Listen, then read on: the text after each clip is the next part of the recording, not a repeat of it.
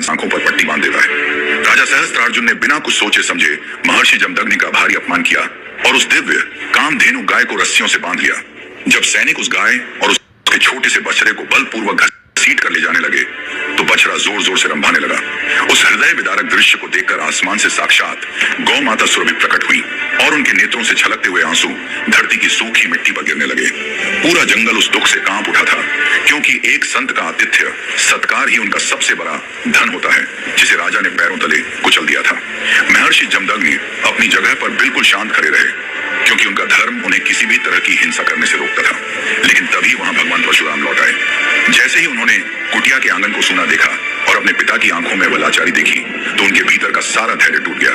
उनके माथे पर क्रोध की लकीरें खींच गईं और उनका शरीर एक अलग ही ऊर्जा से कांपने लगा।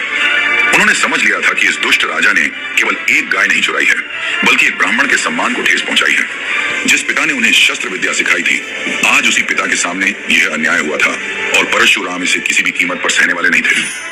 जब एक शांत समुद्र अचानक से उफनता है तो वह किनारों को कैसे तोड़ता है, यह देखने के लिए अपनी सांसें थाम लीजिए। सुनिए माहिष्मती नगरी के उस भयानक सन्नाटे को जो एक बहुत बड़े तूफान के आने से ठीक पहले छा जाता है। भगवान परशुराम अपना शिव का दिया हुआ फरसा लेकर अकेले ही उस विशाल महल के मुख्य द्वार पर आ खड़े हुए। उनकी आंखों में कोई डर नहीं था, बल्कि उनके फरसे से एक बहुत ही तेज नीले और हरे रंग का दैवीय प्रकाश निकल रहा था, जो पापियों का नाश करने वाला था। जैसे ही सहस्त्रार्जुन की विशाल सेना ने उन पर हमला किया तो परशुराम एक गरजते हुए शेर की तरह उन पर टूट पड़े। वहां साक्षात भगवान महाकाल का एक रौद्र रूप प्रकट हुआ, जो परशुराम की हर एक चाल का मार्गदर्शन कर रहा था। भक्तों, जब भगवान महाकाल अपने भक्तों के प्राणों की रक्षा करते हैं तो मौत भी अपना रास्ता बदल लेती है। आप भी पूरे भाव से कमेंट में हर हर महादेव लिखें और इस वीडियो को लाइक, शेयर और चैनल को सब्सक्राइब करके घंटी को ऑल पर सेट कर लें, ताकि भगवान शिव की यह नीली और हरी ऊर्जा आपके जीवन के हर अंधकार को मिटा दे। देखते ही देखते परशुराम ने अपने फरसे के एक ही वार से उस अहंकारी राजा सहस्त्रार्जुन की 1000 भुजाओं को ऐसे काट कर गिरा दिया, जैसे जंगल में आंधी चलने पर सूखे पैर टूट कर गिर जाते हैं। उन्होंने उस दुष्ट राजा का अंत करके धर्म की रक्षा की। लेकिन इतनी बड़ी जीत के बाद जब वह अपना खोया हुआ सम्मान लेकर वापस लौटेंगे तो क्या उन्हें वह खुशी मिलेगी जिसकी उन्हें उम्मीद थी? यह एक बहुत बड़ा रहस्य है। अब चलिए वापस उस शांत कुटिया की ओर, जहां एक बहुत बड़ा धर्म संकट खड़ा होने वाला था। परशुराम कामधेनु गाय को लेकर अत्यंत सम्मान के साथ अपने पिता महर्षि जमदग्नि के पास पहुंचे। उन्हें लगा था कि दुष्टों का नाश करने पर उनके पिता उनकी पीठ थपथपाएंगे और उन्हें गले लगा लेंगे, लेकिन वहां का नजारा कुछ और ही था। महर्षि जमदग्नि का चेहरा उदासी से भरा हुआ था और उनकी आंखों में कोई चमक नहीं थी। तभी वहां साक्षात भगवान नारायण शांत रूप में प्रकट हुए और उन्होंने अपने मौन से यह संदेश दिया कि क्षमा ही इस धरती का सबसे बड़ा धर्म है। महर्षि जमदग्नि ने भारी आवाज में परशुराम से कहा कि बेटा, तुम भूल गए हो कि हम जन्म से ब्राह्मण हैं और एक ब्राह्मण का सबसे बड़ा आभूषण उसकी क्षमाशीलता होती है। तुमने उस राजा को मारकर भले ही अन्याय को रोका हो, लेकिन तुमने एक जीव की हत्या का पाप भी अपने सिर पर ले लिया है। पिता की यह डांट सुनकर परशुराम का सिर झुक गया। उनका सारा क्रोध उस एक पल में आंसुओं में बदल गया। महर्षि ने उन्हें आदेश दिया कि इस पाप को धोने के लिए उन्हें तुरंत तीर्थ यात्रा पर निकलना होगा और कड़ा प्रायश्चित करना होगा। परशुराम बिना एक शब्द कहे पिता की आज्ञा मानकर तीर्थ की ओर चल पड़े। परशुराम को क्या पता था कि उनका यह तीर्थ पर जाना उनके परिवार के लिए एक ऐसी काली रात लाने वाला था, जिसके बाद सूरज कभी अपनी पुरानी चमक के साथ नहीं उगेगा। सुनिए उस रात की डरावनी खामोशी को, जिसने धरती पर सबसे बड़े अनर्थ को जन्म दिया।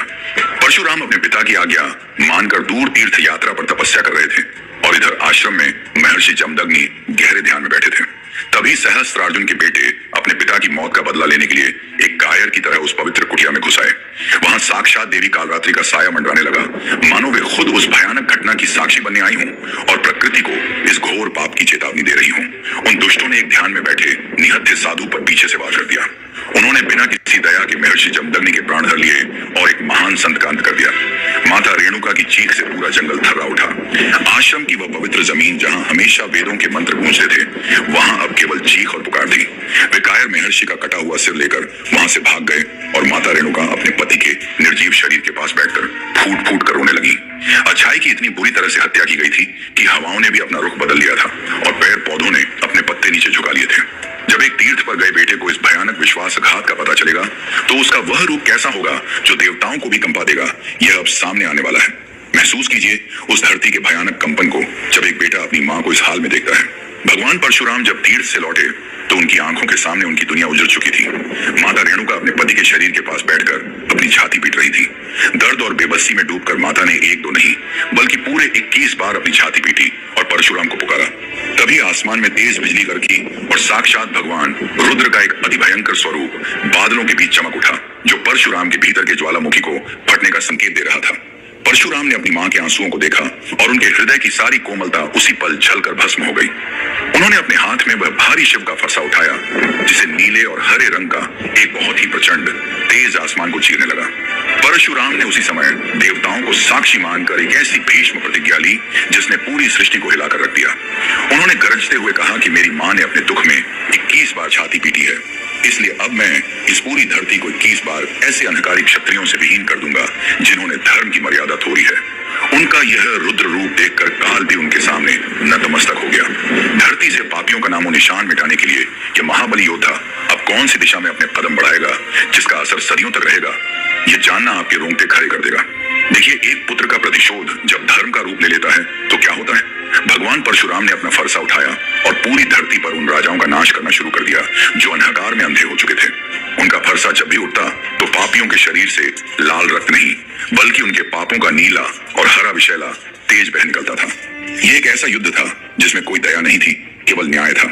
कुरुक्षेत्र की उस पवित्र भूमि पर परशुराम ने ऐसे नीले और हरे रंग के 5 बड़े सरोवर बना दिए जिनमें उन पापियों का सारा अंधकार बह रहा था। इसे ही दुनिया ने समंत पंचक कहा। वहां साक्षात यमराज प्रकट हुए जो परशुराम के इस रुद्र रूप के आगे हाथ जोड़े खड़े थे। यमराज जानते थे कि यह केवल हत्या नहीं बल्कि धरती का एक बहुत बड़ा शुद्धिकरण है। परशुराम ने उसी नीले और हरे जल से अपने पूर्वजों का तर्पण किया। उनके पितर देवता वहां आसमान में प्रकट हुए और उन्होंने अपने इस महान वंशज को दोनों हाथों से आशीर्वाद दिया। पितरों की आंखों में भी आंसू थे क्योंकि वे जानते थे कि परशुराम ने यह सब अपने पिता के सम्मान के लिए किया है। लेकिन जब प्रतिशोध की यह भयानक आग शांत होती है तो एक इंसान के मन में क्या बचता है, यह जानकर आप भी हैरान रह जाएंगे। अब जाकर महसूस कीजिए उस शूरवीर के मन की शांति को जिसने पूरी दुनिया को अपने कदमों में झुका लिया हो। 21 बार धरती को पापियों से मुक्त करने के बाद भगवान परशुराम के मन में अचानक से एक बहुत गहरा वैराग्य जाग उठा। उन्हें लगा कि यह सब जीत कर भी उन्हें आखिर क्या मिला। उन्होंने अपनी आत्मा की शुद्धि के लिए एक बहुत बड़ा यज्ञ किया। उस पवित्र यज्ञ में साक्षात माता भूमि देवी एक अत्यंत सुंदर रूप धारण करके वहां प्रकट हुई।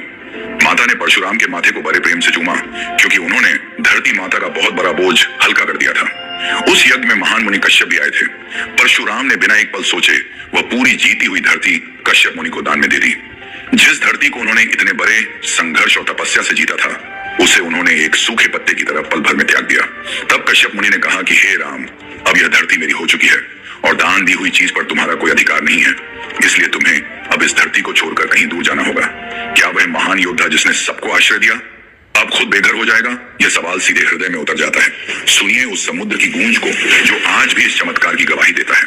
जब मुनि कश्यप ने परशुराम को धरती छोड़ने का आदेश दिया तो वे चुपचाप दक्षिण दिशा की ओर चल पड़े। चलते चलते वे उस विशाल समुद्र के किनारे जा पहुंचे जहां आगे बढ़ने का कोई भी रास्ता नहीं था।